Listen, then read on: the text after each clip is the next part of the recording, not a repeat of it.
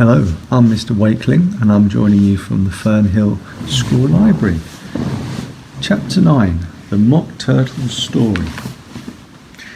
"You can't think how glad I am to see you again, you dear old thing," said the Duchess, as she tucked her arm affectionately into Alice's, and they walked off together.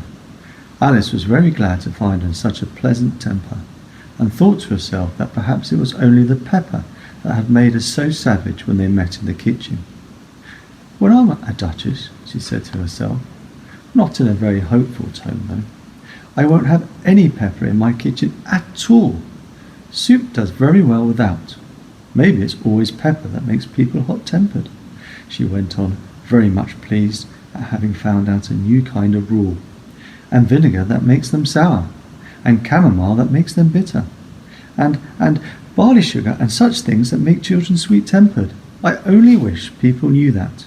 Then they wouldn't be so stingy about it, you know." She had quite forgotten the Duchess by this time, and was a little startled when she heard her voice close to her ear. "You're thinking about something, my dear, and that makes you forget to talk. I can't tell you just now what the moral of that is, but I shall remember it in a bit." "Perhaps it hasn't one," Alice ventured to remark. "Tut, tut, child," said the Duchess. "Everything's got a moral, if only you can find it," and she squeezed herself up closer to Alice's side as she spoke. Alice did not much like her keeping so close to her. First, because the Duchess was very ugly, and secondly, because she was exactly the right height to rest her chin on Alice's shoulder, and it was an uncomfortably sharp chin. However, she did not like to be rude, so she bore it as well as she could. "The game's going on rather better now," she said, by way of keeping up the conversation a little. "'Tis so," said the Duchess, "and the moral of that is, 'Oh, 'tis love that makes the world go round.'" "Somebody said," Alice whispered, "that it's done by everybody minding their own business." "Ah, well, it means much the same thing," said the Duchess, digging her sharp little chin into Alice's shoulder as she added, "and the moral of that is, take care of the scents, and the sounds will take care of themselves." How fond she is of finding morals in things, Alice thought to herself. "I dare say you're wondering why I don't put my arm round your waist," the Duchess said after a pause. "The reason is that I'm doubtful about the temper of your flamingo. Shall I try the experiment?" "He might bite," Alice cautiously replied, not feeling at all anxious to have the experiment tried. "Very true," said the Duchess. "Flamingos and mustard both bite, and the moral of that is, birds of a feather flock together." "Only mustard isn't a bird," Alice remarked. "Right as usual," said the Duchess.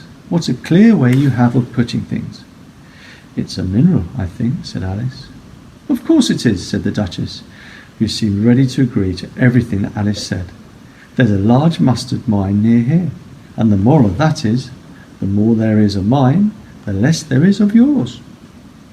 "Oh, I know," exclaimed Alice, who had not attended to this last remark. "It's a vegetable. It doesn't look like one, but it is." "I quite agree with you," said the Duchess, "and the moral of that is, be what you would seem to be, or, if you like it put more simply, never imagine yourself not to be otherwise than what it might appear to others that what you were or might have been was not otherwise than what you had been would have appeared to them to be otherwise." "I think I should understand that better," Alice said very politely, "if I had it written down, but I can't quite follow it as you say it." "That's nothing to what I could say if I chose," the Duchess replied in a pleased tone. "Pray don't trouble yourself to say it any longer than that," said Alice. "Oh, don't talk about trouble," said the Duchess. "I make you a present of everything I said as yet." A cheap sort of present, thought Alice. I'm glad people don't give birthday presents like that. But she did not venture to say it out loud.